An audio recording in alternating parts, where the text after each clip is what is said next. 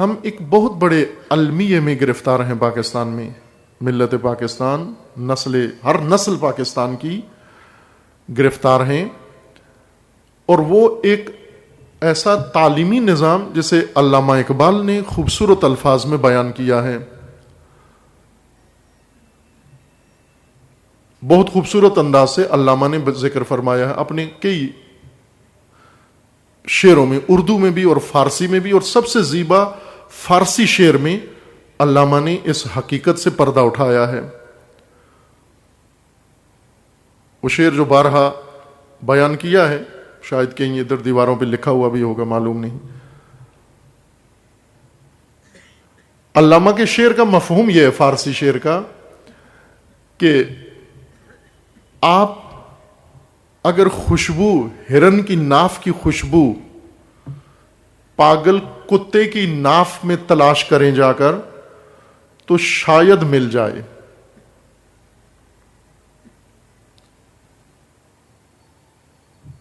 شاید مل جائے، یہ محال ہے. ہرن کی خاص قسم ہے، ایک ہرن جو ختن میں ہوتا ہے، ختن علاقے کا نام ہے، آہو ختن علاقے کا نام ہے. اس نسل، ختن نسل کے ہرن کی ناف میں مشک کی خوشبو ہوتی ہے، کستوری زرن عام زبان میں یہاں پر اس کو کہتے ہیں. بہت ہی دل پذیر خوشبو ہے، طبیعی، جو فیکٹریوں میں نہیں بنتی. ایک حیوان کی ناف میں وہ پیدا ہوتی ہے، اور بہت ہی انسان کے لیے لذت بخش خوشبو ہے.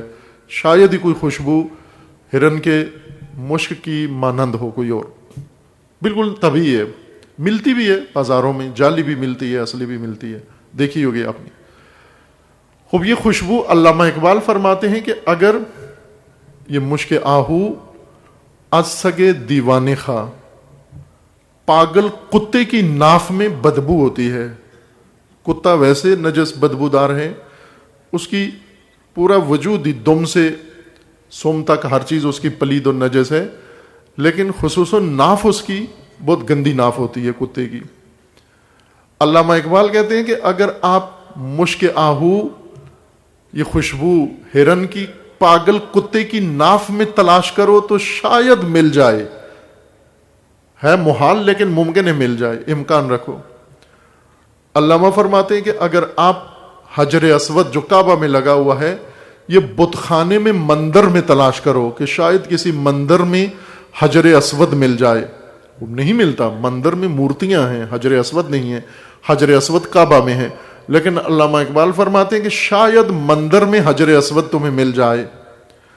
اور علامہ فرماتے ہیں کہ اگر آپ نے آب حیات، آب حیوان، یعنی وہ پانی جس سے انسان کو ہمیشہ کے لیے زندگی مل جائے، کبھی موت نہ آئے، یہ پانی آب حیات اگر خنجر کی دھار سے جا کر لینا ہے، ڈھونڈو جا کر. کوئی آدمی جائے، خنجر کی دھار جو گردن کاٹتی ہے اور حیات کا خاتمہ کر دیتی ہے، اگر آپ خنجر کی دھار سے، جہاں سے موت ٹپکتی ہے، وہاں آب حیات کی آرزو لے کر جاؤ تو شاید کسی خنجر سے آپ کو آب حیات بھی مل جائے.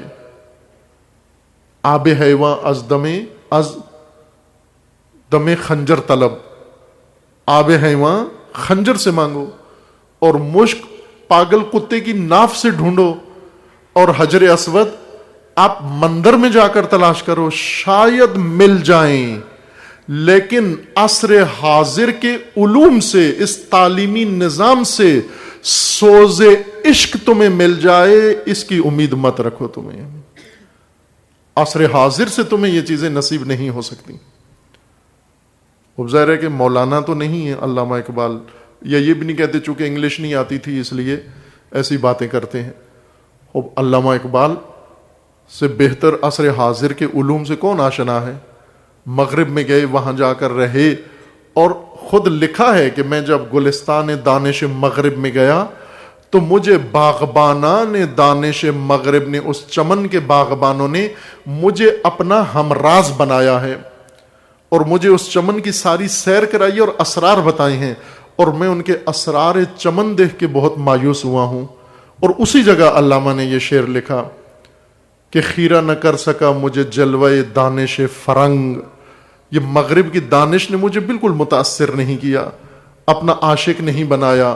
سرما ہے میری آنکھ کا خاک مدینہ و نجف. یہ خاک ہے. وہ المیہ یہ ہے کہ ہم ایک ایسے تعلیمی نظام میں گرفتار ہو گئے ہیں جس کی قباحتیں اگر انسان بیان کرتا جائے شاید 10 سال لگ جائیں کہ اس تعلیمی نظام کی قباحتیں انسان سمجھائے، 1-2 دن میں نہیں سمجھا سکتے. اس قدر تباہ کن ہے، ویران گر ہے یہ تعلیمی نظام جس میں ہم گرفتار ہیں. اور ہماری ساری نسلیں، نسل اندر نسل، باری باری اس دلدل کے اندر جاتے ہیں اور پھر وہیں ڈوب جاتے ہیں، وہیں غرق ہو جاتے ہیں. اور اس تعلیمی نظام نے ابھی تک بنا کے کچھ باہر بھیجا نہیں ہے، صرف سب کو غرق کیا ہے اپنے اندر.